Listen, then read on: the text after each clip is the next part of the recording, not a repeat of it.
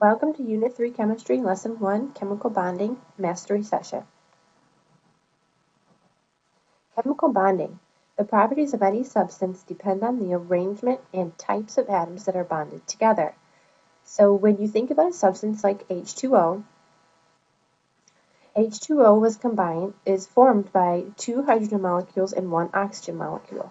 Atom. So these atoms, these hydrogen atoms and these oxygen atoms have properties when they are separate that are unique to them. When they combine, the properties of that substance, or a water molecule, is different than the properties of those individual atoms. Atoms of elements combine to form compounds. So when you think of a water molecule, that is considered a compound. So the properties of water are very different from the properties of either hydrogen or oxygen, and that's very important to remember. So let's talk about another one. What makes up table salt? Ordinary table salt is a compound called sodium chloride, and its chemical formula is NaCl. It is composed of one atom of sodium and one atom of chlorine. The bond is the force of attraction between one atom and another atom. The properties of table salt are much different than those of sodium and chlorine individually. So when you take a look at this chlorine atom, you can see there are electrons in its outer shell, 17 electrons, and there are protons and neutrons in the inner shell. Let's make this a little bigger and see if we can see that a little better. All right, so a chlorine atom has 17 protons. We know that those protons have a positive charge. It has 17 electrons, and we know that the electrons have a negative charge, okay? So the first shell contains 2, the second shell contains 8, and the third shell contains 7, all right? So we know that they like to have a full outer shell. Looking at chlorine, we see it only has 7. In order for its outer shell to be full, it wants 8. Let's take a look at this sodium atom a little closer. On the inside, we can see that it has protons and neutrons. Its first shell has 2. Its second shell has 1, 2, 3, 4, 5, 6, 7, 8. And then the outer shell has 1. Okay? The outer shell has 1. So what's going to happen with this NaCl is they're going to combine, all right? So that's a chemical bond. This one outer electron is going to combine with the 7 outer electrons of the chlorine atom. Electrons in bonding. So those atoms combine to form a stable electron arrangement. For most elements, the most stable arrangement is 8 in the outer shell. So we just talked about how Cl, chlorine, has 7 and how the sodium has 1. So let's take a closer look at NaCl. The valence electrons of an atom are the electrons in its outermost shell. And we kind of looked at those in the previous slide. So sodium, that Na, only has 1 valence electron. So we need to ask ourselves, what does it want to become stable?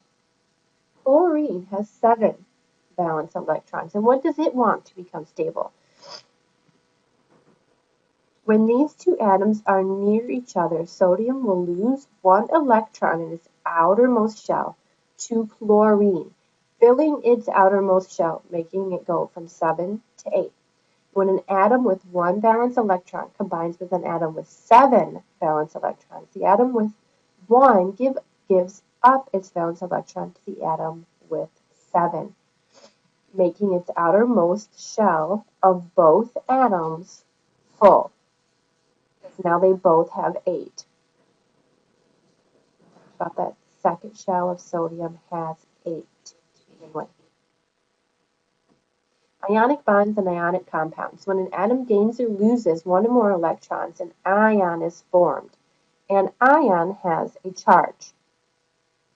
So when NaCl bonded together, when those two atoms bonded together, electrons were gained and lost. 1 gained and 1 lost. Sodium lost the one electron. So what charge would sodium have? Chlorine gained an electron. What charge would it have? Let's take a look at the next slide. Ionic bond is formed when oppositely charged ions attract. This bond is formed when one atom transfers electrons to another atom. Looking at this sodium atom, we know that it's giving one electron away. So when it does that, it becomes a positively charged ion. Look down here at the bottom of the screen, sodium ion, Na+. So it went from just sodium to now has a positive charge. All right, so we look at the original chlorine. It gained an electron, making its outermost shell full, giving it a negative charge. So then it becomes Cl- with that negative charge.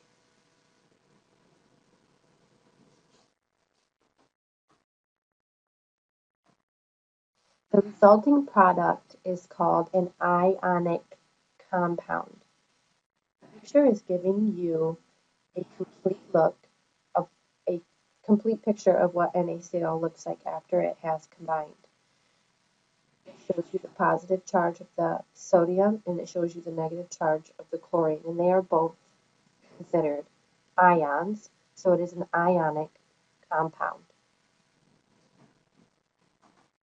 Covalent bonds. So we've just discussed ionic bonds. Let's talk about covalent bonds. Remember, ionic bonds are when an electron is given up to the other atom. Covalent bond is a bond formed when atoms share one or more pairs of electrons to get 8 electrons in their valence shell, in that outermost shell. The resulting product is called a molecule. So it's not an ionic compound, it is called a molecule. Repulsion and attraction. Let's take a look at hydrogen gas, so H2. Each hydrogen atom consists of one proton and one electron. When two hydrogen atoms come together, a tug of war begins between the electrical forces. Since we know that those hydrogen atoms contain the same thing, when two hydrogen atoms come together, the two electrons will repel each other, but the electron of one atom is still attached to the proton of another. The forces of attraction are stronger than the forces of repulsion. The two atoms form a bond in which the two electrons are shared by the two atoms. Covalently bonded substances make up most of the substances needed for life to exist. So that was lesson 1 of Unit 3, Chemical Bonding. Go ahead and take the task, take the assessment. If you do not pass the assessment after this short mastery session, make sure you contact me and let's go over this lesson together in a one-on-one session. Good luck.